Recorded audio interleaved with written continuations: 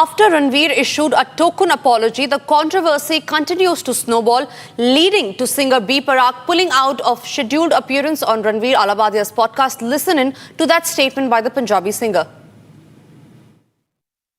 कैसी pathetic thinking है और कैसे शब्द यूज करे गए हैं समय रैना के शो पे. आई थिंक नहीं यार, मतलब ये हमारा इंडियन कल्चर नहीं है. ये हमारा कल्चर ही नहीं है. आप अपने मतलब के पेरेंट्स के कौन सी स्टोरी बता रहे हो? आप उनकी कौन सी बातें कर रहे हो? किस तरीके से बातें कर रहे हो? ये कॉमेडी है? This is not at all comedy. ये स्टैंड अप कॉमेडी है ही नहीं है. लोगों को गालियां देना, लोगों को गालियां सिखाना, ये कौन सी जनरेशन, मेरे को समझ ही नहीं आ रहा कि ये जनरेशन है कौन सी. और रणवीर अलाबादिया, आप सनातन धर्म को प्रमोट करते हो, स्पिरिचुअलिटी की बात करते हो. इतने बड़े बड़े लोग आपके पॉडकास्ट पे आते हैं, इतने बड़े बड़े संत आते हैं आपके पॉडकास्ट पे, और आपकी इतनी घटिया सोच है.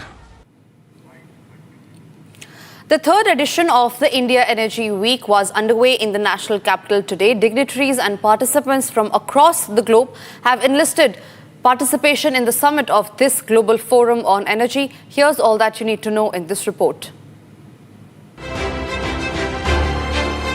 The India Energy Week got underway in the national capital today.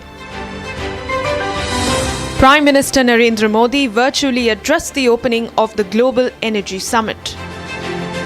India energy week में देश और दुनिया भर से यहां यशो भूमि में जुटे सभी साथियों को नमस्कार.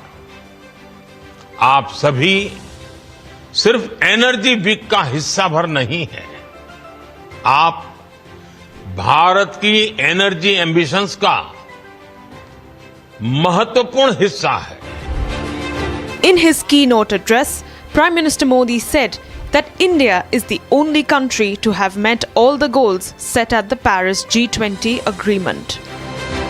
हमारे पास 500 मिलियन मैट्रिक टन्स का सस्टेनेबल फीडस्टॉक है. इंडिया की G20 प्रेसिडेंसी के दौरान ग्लोबल बायोफ्यूल्स अलायंस बना और लगातार एक्सपांड हो रहा है. इससे 28 नेशंस और 12 इंटरनेशनल ऑर्गेनाइजेशंस जुड़ चुके हैं.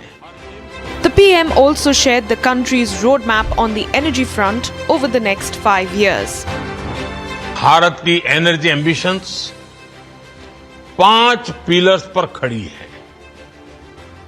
हमारे पास रिसोर्सेज हैं जिनको हम हार्नेस कर रहे हैं. दूसरा, हम अपने ब्रिलियंट माइंड्स को इनोवेट करने के लिए प्रोत्साहित कर रहे हैं. The third edition of the India Energy Week would feature delegates from across the world. It's a place where a lot of what's happening in the world can also be discussed, and I think that's what makes it special. But more than that, I wanted to tell you that I am particularly keen that this message reaches out wide. It goes to our students. We have a lot of emphasis on students from the technical institutes, IITs coming. It reaches the younger minds.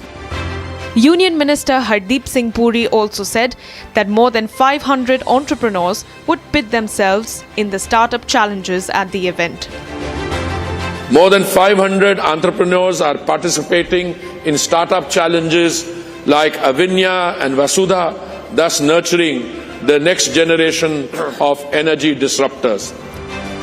Delegations from the United Kingdom, Norway, Middle East, Qatar have enlisted participation at the global event. The world's second largest energy event is set to conclude on February 14th.